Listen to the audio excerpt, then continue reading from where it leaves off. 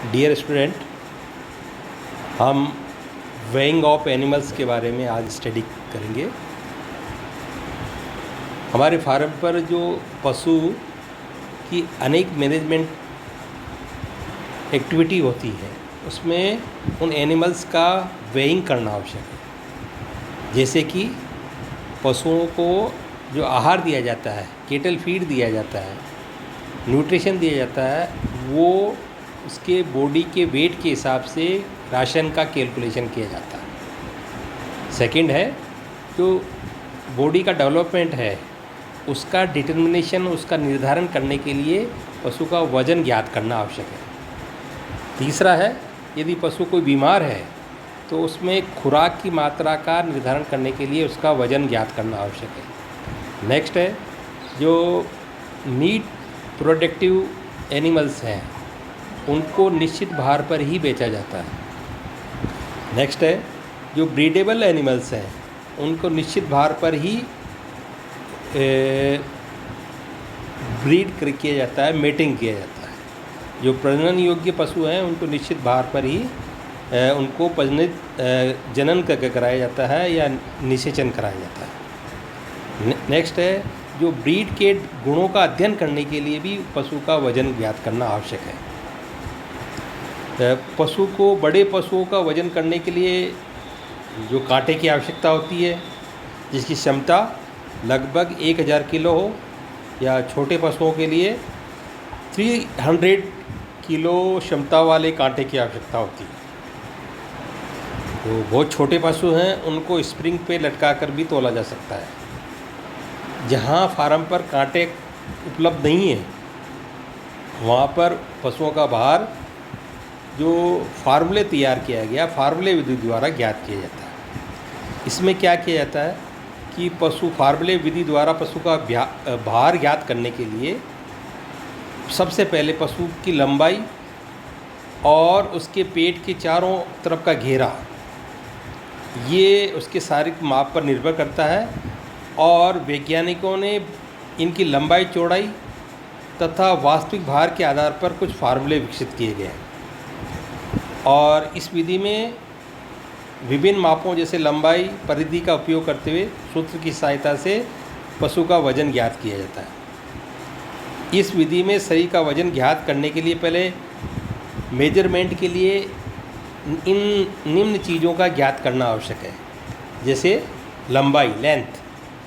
पशु की लंबाई हम ज्ञात करते हैं, पशु के पिन बोन से लेकर point of soldier, from the point of बटक two point and pin bone two point of soldier, यानी जो उसके पिछवाड़ा है, जो बटक है, फ्रॉम द पॉइंट ऑफ बटक, और जो पॉइंट ऑफ सोल्जर है, पिन बोन, वहाँ तक की लंबाई ज्ञात करने के लिए आप ज्ञात करते हैं तो ये कहलाती है पशु की लंबाई। इसी तरह उसकी ऊंचाई हम ज़मीन से लेकर उसके भीतर तक का हिस्सा नापेंगे तो ऊंचाई कहलाएगी। और तीसरी आवश्यकता होती है गर्थ, यानी उसकी हार्ड गर्थ। इसके लिए पीछे विदर से लेकर एक फीते की सहायता से उसको नापा जाता है और ये इंच और सेमी में होती है। नापी गई लंबाई इस टेबल के अनुसार, यदि लंबाई पशु की, जैसे घेरे का नाप यदि 70 है तो गाय भैंस में उसका वज़न अनुमानित होगा 40 किलोग्राम। इसी तरह उसका 90 है घेरे का नाप तो वज़न होगा 70 ग्राम, और भेड़ बकरी में उसका वज़न होगा 42 ग्राम। और इसी तरह ये कैलकुलेटिव सूचना है कि यदि उसका हार्ड गर्थ की घेरा इतना होगा तो उसका अनुमानित वेट इतना होगा। इसके लिए क्या करते हैं कि पशु को खड़ा करते हैं, वो सराउंडिंग समतल होना चाहिए, और उसके जो अग्रपाद है उसकी कोहनियों से पीछे सीने का घेरा चारों तरफ का फीते से लेते हैं। और इसमें जो फार्मूले दिए गए हैं, ये फार्मूले जैसे सबसे पहले दिया था सेफर ने, इसमें पशुओं का वज़न किलोग्राम में ज्ञात करते हैं। इसका फार्मूला जैसा कि इसमें दिखाया गया length into girth square upon 660, where L is length, G is hard girth और एच इज़ हाइट। ये सभी इंच में हैं और वज़न किलोग्राम में ज्ञात करते हैं। तो ये सबसे पहले शेफर ने दिया था। इसके बाद अग्रवाल ने मॉडिफाइड फार्मूला दिया था जिसमें कि पशुओं का वज़न किलोग्राम में ज्ञात करते हैं। वो था लेंथ इंटू जी कोष्टक में अपॉन ए, वेयर ए उसका क्षेत्रफल वर्ग इंच में। यदि हार्ड गर्थ लेस देन 165 है तो ए इज़ 64.5 और हार्ड गर्थ 165 टू 220 सेंटीमीटर है तो ए इज़ 61.5 और hard girth more than 220 centimeter है तो ए इज़ 57.5। तो इस फार्मूला के द्वारा वज़न किलोग्राम में ज्ञात किया जाता है। और अग्रवाल ने भी क्रॉस ब्रीड के लिए फार्मूला दिया था जैसा कि इसमें दर्शा गया है। और इसने जो मलिक ने देसी गाय के लिए फॉर जे बी कोएफिशिएंट, तो ये वज़न पाउंड में जी कोष्टक में जी 2 इंटू एल इंटू 5.5 और ये अग्रवाल ने देसी गाय के लिए फार्मूला दिया जो शेर में दिया। शेर पहले वज़न मापने का तरीका शेर भी हुआ करता था और ये formula L into G upon A और ए हार्ड गर्थ है, where hard girth is less than 65 तो ए इज़ 9 और रेंज 65 टू 80 ए इज़ 8.5 और मोर देन 80 ए इज़ 8। तो इस तरह ये फार्मूला दिया गया। और यहाँ पाउंड में है, पाउंड 2.2 किलो के बराबर होता है। तो ये जैसा कि इसमें दिखाया गया कि विभिन्न वैज्ञानिकों ने पशुओं का वज़न ज्ञात करने का तरीका दिया था। अब इसके साथ साथ पशुओं की उम्र भी ज्ञात करनी है कि पशुओं की उम्र कितनी है। जो मार्जिनल फार्मर होते हैं, जो छोटे फार्मर होते हैं, उनके पास कोई फार्म रिकॉर्ड नहीं होता। तो फार्म रिकॉर्ड नहीं होता तो पशुओं की उम्र का पता नहीं चलता और पशुओं की उम्र द्वारा ही उनकी उत्पादन क्षमता का निर्धारण किया जाता है। और पशुओं को खरीदने बेचने के लिए भी पशुओं की उम्र का ज्ञात होना आवश्यक है। पशुओं की उम्र ज्ञात करने के तरीके सिंपल, उनकी बॉडी की बनावट के हिसाब से, उम्र बढ़ने के हिसाब से पशु का आकार बढ़ता है, बाल रूखे, त्वचा ढीली होने लगती है, हड्डियाँ कमज़ोर होती है और मुंह से दांत गिरने लगते हैं। तो ये बॉडी की बनावट के हिसाब से पशुओं की उम्र ज्ञात करना। दूसरा है खुर द्वारा। खुर छोटी उम्र में खुर छोटे होते हैं, चिकने होते हैं, नीचे से समतल होते हैं। उम्र बढ़ने पर आकार में बड़े तथा रूखे हो जाते हैं।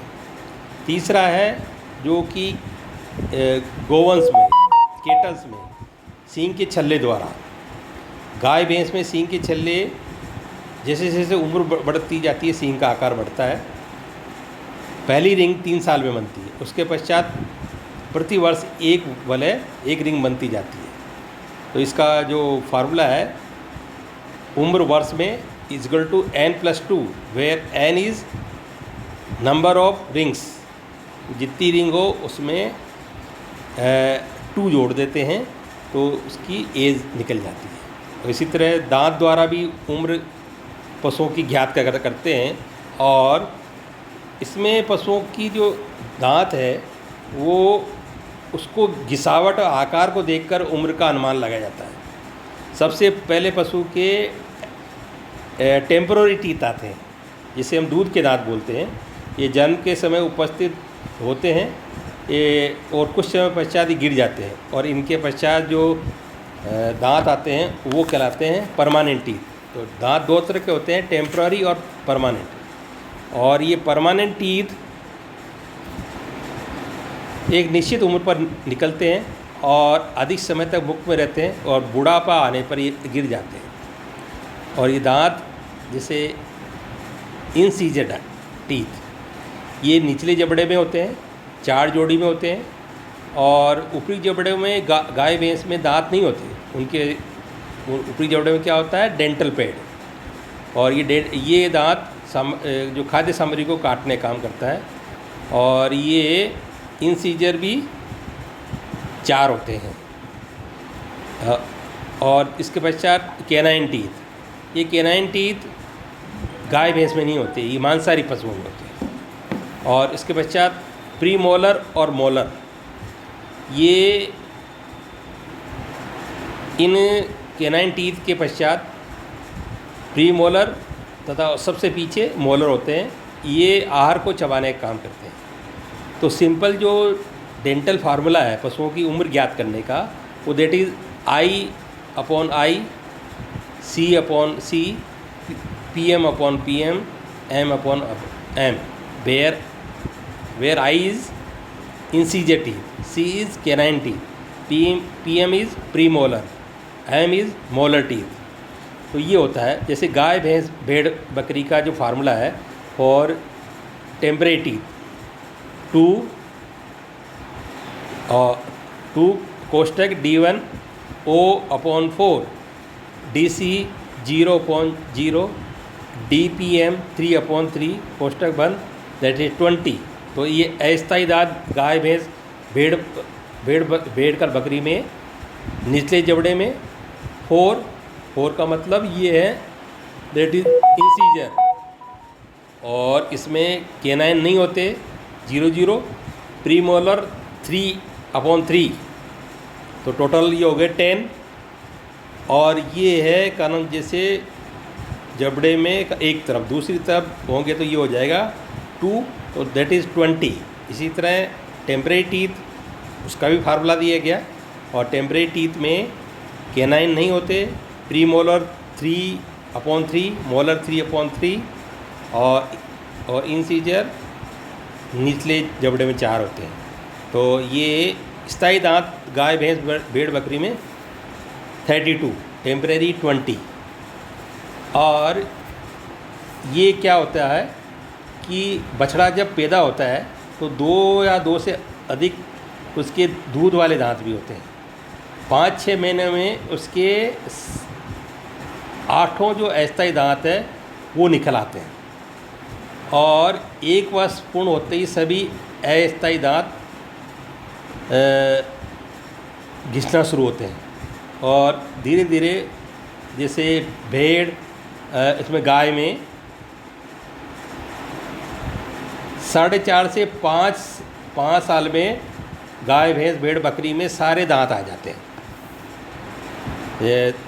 इसमें दिखाया गया नेक्स्ट के हिसाब से कि गो पशुओं में दांतों से आयु का निर्धारण 2 वर्ष से कम में सभी अस्थायी दांत घिस जाते हैं। और 2 वर्ष में पहले इंसीजर टीथ की जोड़ी आती है, 3 वर्ष में सेकेंड इंसीजर, 3 से 6 में 4th, और 4 वर्ष में फुल बाउथ ऑफ टीथ पशु का कहलाता है। और 6 वर्ष पश्चात उन फुल माउथ टीथ 4 से 5 साल तक रहता है, 6 साल। और 6 साल के पश्चात उन जो परमानेंट टीथ है उनका भी क्षरण शुरू होता है, वो भी गिरना शुरू होते हैं। और लगभग 12-13 साल में पशु के दांत गिरना, सारे दांत गिर जाते हैं। और इसके पश्चात इस टेबल में डिफरेंट एनिमल की औसत एज दी गई। जैसे गाय भैंस की औसत एज 20 साल होती है, इसी तरह बकरी की 15 साल तक, भेड़ 12 साल तक, डॉग 10 ईयर, बिल्ली 12 ईयर, घोड़ा 20 से 30 ईयर। यानी गाय भैंस 20 साल तक ही अब उनकी लाइफ स्पान होती है, ज़िंदा रहती है। उसके पश्चात उनका शरीर क्षीण हो जाता है और वो जैसे उनकी मैक्सिमम एज 20 ईयर्स है। इसी तरह बकरी का 15 साल है, भेड़ का 12 साल है। इसी तरह पशुओं की हमने आयु ज्ञात की, पशुओं का वेट ज्ञात किया। Thank you.